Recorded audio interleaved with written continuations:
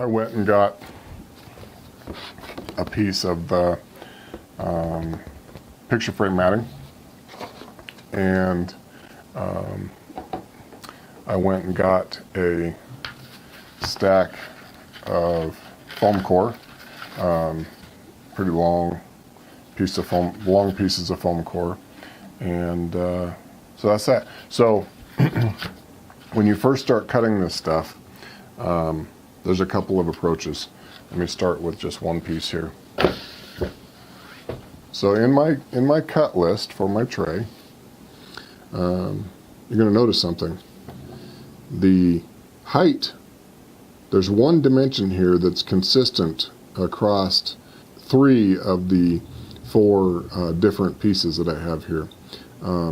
This one requires 2 of this, 2 5/8, right? So what I want to do is I want to get a rough dimension of how long of a piece I need, or pieces, and once I get that cut, then I want to cut that 2 5/8 this way, and then I'll cut up the shorter segments in the middle.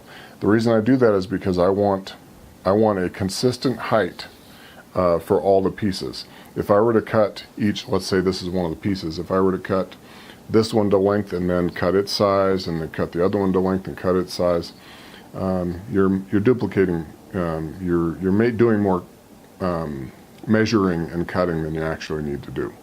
So it's a small time saver, but it's a time saver, and it ensures that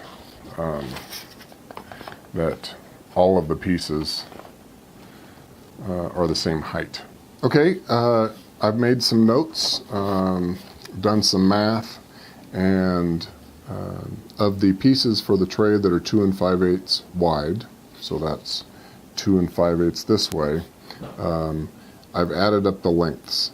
Also factoring in that there's 2 of these, so here's my math down here. So 7 3/16, one at 7 3/16, 1 piece at 1 1/2, and 2 pieces at 1 11/16. If I've done my math right, that comes out to 12 1/16. So basically, when I cut this, I'll start at one end. Now, I don't know where this is a piece of scrap that I got from somewhere else. I'm assuming that this is a square piece here, and somewhere around here I have a square. Here it is. Looks pretty square to me. So I won't necessarily need to square up this end, is my point. So what I'm going to do is I'm going to use my trusty ruler here, and I said 12 1/16, but I'm going to actually, I'd rather oversize that a little bit, just in case, just for error. So 12 1/16 would be here. I'm going to bump that up to 12 1/2. And the reason I'm doing this way, the reason I'm not cutting the 2 5/8 all the way across, is because, albeit inexpensive, this foam core, if I can use the remainder of this piece, a wider piece, for another game. Some boxes are a little deeper, so I don't necessarily want to make this too narrow to start. So I made my mark there. I'll take my square. I will draw an angle. I'll draw a line like so. Use my metal straight edge. My ruler becomes my straight edge. Line that up with that line and make my cut. Now it's going to require several passes here.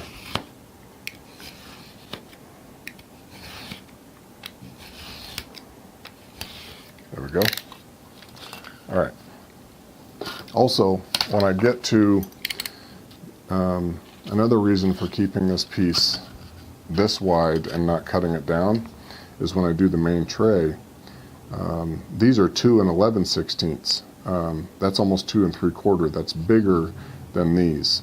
So I would need a wider piece. If I went ahead and cut that down to 2 5, the scrap piece down to 2 5/8, then I would not be able to use this piece for those items. So this way I'll have this one left over to make some of the main tray pieces. All right. Okay, let's put our cutlass aside here. Now, we have our piece, it's 12.5. So we know each of the pieces for the tile rack, except for this one, which I will be able to get out of the scrap piece here. They're all 2 5/8. So for this, I'm gonna start on one end of my piece here, 1, 2 5/8, and 1, 2 5/8. Seems a little tedious to make a couple measurements and then do the cut, but when I get to them, I'm going to show you this way, because this is how most people will build these, with the razor knife and the straight edge. When I get to the main tray, I'm going to do it a little differently, a little easier. It makes it go a lot faster. I'll show you that later. So, oops. All right. Lesson learned. This particular straight edge doesn't have any grippy cork or foam or anything on the back. If you have one that has some cork or foam on it, that's a little better. But this one, on this foam core, likes to slide around. So what you're going to want to do is put some good pressure on there and make light cuts. The more force you put in this direction on the ruler, the more it's going to want to slide. All right, so I'm pressing down pretty hard, and I'm going to make some light cuts on this. I think my knife is getting a little dull. And more passes, the better. Okay, once you get down through there, I'm almost there. One more pass, probably. There it goes, it'll pop off. So, this is a scrap piece. We're going to use that in a second. Here's the other pieces that I need. I'm going to go ahead and cut the lengths out, and I'm not going to bore you with that. So I will turn the camera off for a moment and do that, and I'll be right back. All right, folks, so we're back. I did my measuring. I got the first couple of pieces, the first 2 of the 4 cut out. I wanted to show you, so when I measured off of this end here, I just put mark, mark, mark, and these 2 I got cut. I'm using this square instead of my straight edge because the square is long enough, and it also makes sure that I get a nice square corner here. A metal square works pretty good for this too. You can, I think this was a Harbor Freight, might have been $5 maybe, but pretty handy for other things as well. So anyway, that's my approach. One thing I forgot to mention, always, always, always try and keep your razor blade perpendicular to the surface that you're cutting. If you don't, the end of this may be out of square, and when you start assembling the pieces together, if it's out of square, you're not going to get a good 90-degree angle. It'll be off like so. What you really want is a good 90-degree angle between your pieces here. So anyway, just keep that in mind. Always try and make it as square as possible.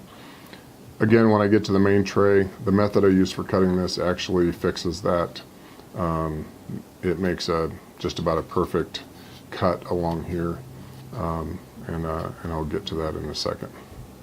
All right, so now we're going to start building this thing. So the intention was this is going to be the back. Also, sandpaper. Now might be a good time to take some of the sharp edges off.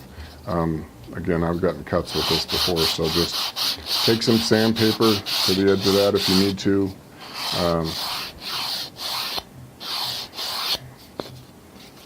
Gives it a little smooth, nice smooth feel to it as well. Good tactile edge there. Bottom side's going to be up against the base, so I don't necessarily need to worry about that right at the moment. So now what we're going to do, the idea with these is that this one is going to go in the middle, and this one is going to go something like this, and this one's going to go something like, I think I wanted these in 3 sections. Let me think about that a second.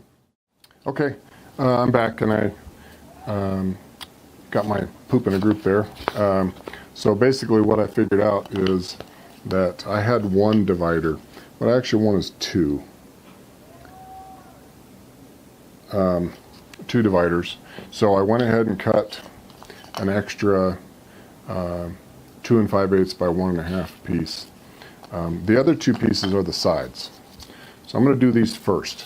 And the reason these are wider is because they're going to overlap the back. This is the back. If I put them together like that, it wouldn't fit. If I put them together like that, it'd be too long. So I'm going to do that notch thing on one edge of each side here. So that, and I'll show you one of those. Basically what I do is I take a piece of the foam core, and I'm going to use that as a measuring. I'm going to put it right up against the edge like that to measure the thickness, and I draw a line. I'm going to take my square. Now this is important in how you do this. I'm going to run it right up to that line. When I cut this, I'm not going to cut all the way through. I'm just going to cut down to the paper. All right. Once you get through the foam, then you take your razor knife. You're going to slice right along the outer piece of paper. Leave yourself a little flap. Again, you don't have to do this. You can just cut this shorter. You can just cut this shorter and butt it up against there and glue it. But basically what this does is it creates that finished corner look, like so. Okay, so I'm going to do that to the other one, and then I'm going to glue and pin the sides. So now I'm going to take my Elmer's craft glue here, take the dried glue out of the tip, so I can get it good. I'm just going to put a bead of glue right down here on the flap. Try and get it in the corner, spread it around a little bit. Like I said, again, this glue, once pressed together, it sets up pretty quick. This is where these come in, and I'm just going to put one down through that side, and sometimes it helps to, the pin heads are kind of hard on your fingers, so it helps to have something metal to push down on.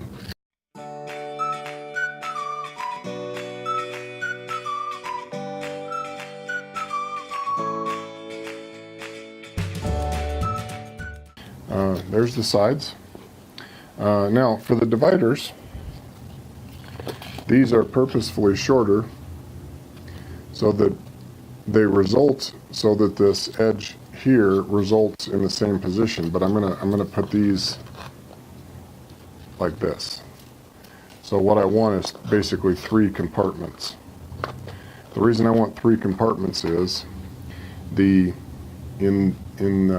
actually I'll show you.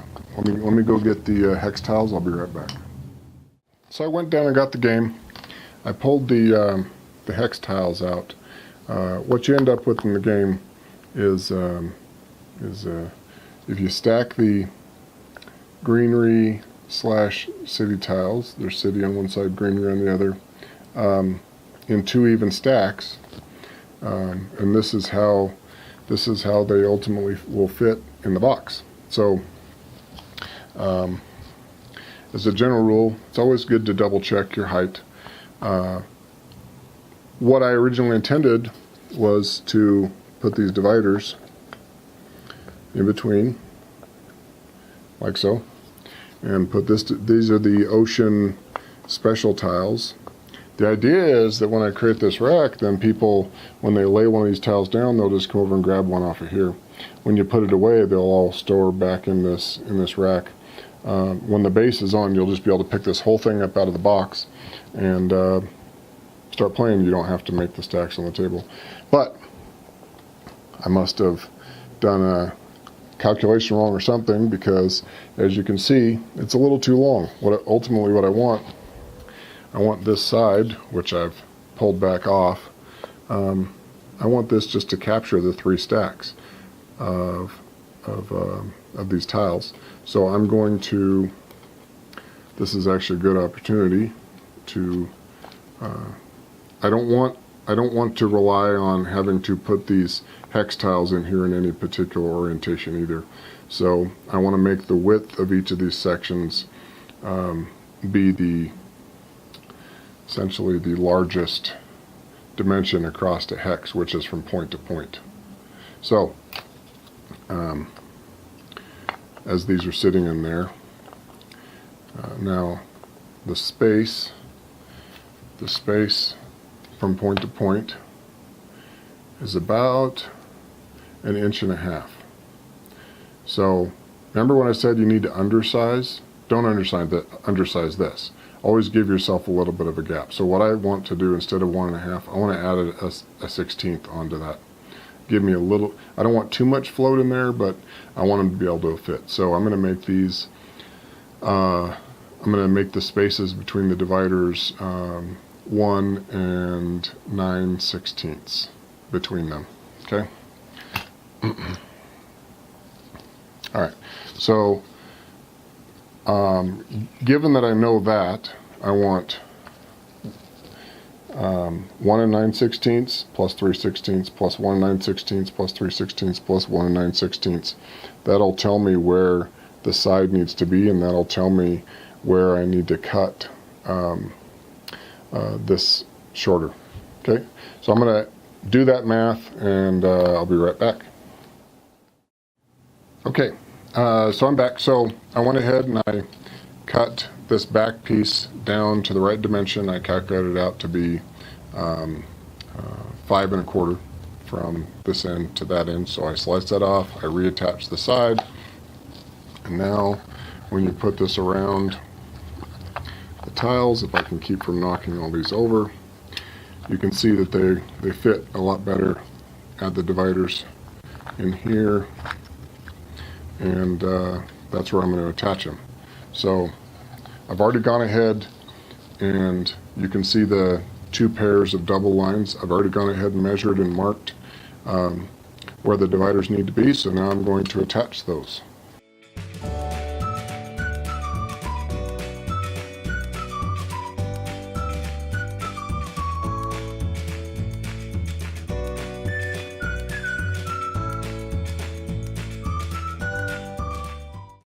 These are sort of off at an angle. Looks like I was pretty consistent with the angle that I was cutting, because they're both kind of pointed off in that direction. Yay for me. But anyway, so now I'm going to cut the picture frame matting for the bottom. One thing to mention, Frick's Games and Stronghold Games were kind enough to give us a Mars surface insert in the box to dress up the inside of the box. So one of the things I thought about doing is using some of this, attaching it to the picture frame matting so that the Mars surface shows through the bottom. I don't think I'm going to do it for this one, but I am going to do it for the main tray. So I already cut the sides off of the insert. It was in the box like that. So I already cut the sides off, and I'm going to use this as the bottom surface in my insert. So also, it's a good to mention at this point, find your tape measure or your ruler. Go ahead and measure the resulting dimensions. So this ends up being roughly 5 5/16. I'm actually going to make it 5 1/2. We'll cut out the matting and we'll attach it. All right, so I went ahead and cut this out to almost exactly the dimensions that I need. I left it a little wider in this direction. Why, I don't know. I could have just cut it up, but basically what I wanted to show, and hopefully you can see this on the camera, is how out of square I really am. But once I glue this down and pin it in place, I will be able to flex that out just a touch to square it up. Okay folks, it's been one of those days. I had to reposition these dividers 3 times because apparently I can't measure for squat today. So anyway, I think I got them to where I wanted to be. When I get these all squared up, the tiles are going to fit into each of those just fine. So let me get the base attached. I'll show you my approach for that, and then yeah, and that'll be it.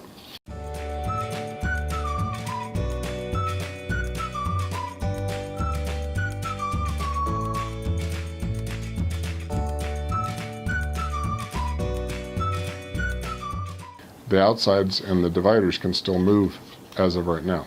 So I know on the sides I need to push those out such that this surface is flush with the edge, and I can then lock that in place. Let me do it this way so you can see this surface flush with that edge. I can then lock that in place with a pin. Ouch. This metal square works pretty good.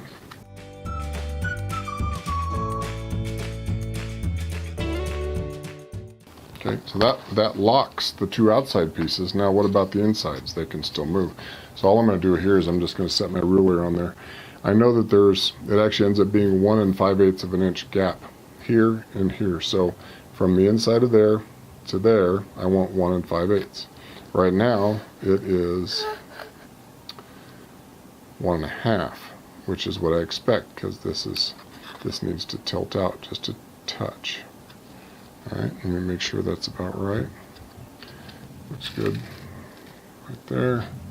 So again, I lock that one in place. Push it in. Let me check my fit again, just to be sure. So that one is good. That's pretty good right where it's at. And if I slide that over anymore, it's going to not want to fit. So I think I'm just going to lock it in place right where it's at. It looks pretty good fit. Okay, so let's try this out.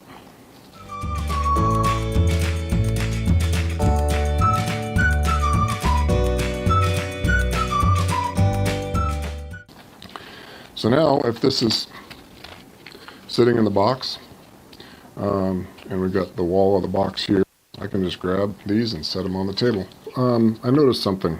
I didn't particularly like how these tiles, when this tilted forward, they kind of want to fall out a little bit. So I had some little scraps of foam core, and what I did was, I think you can probably see them in here. So what I did was I just glued a little riser right here on the front. And basically what that's going to do is it's going to give the tiles a tilt when you slide them in here, so that when they're in, they have a tilt towards the back, and they won't fall out better. So I'm going to finish that up in this section. I got one there. I'm going to do one here, and that's it.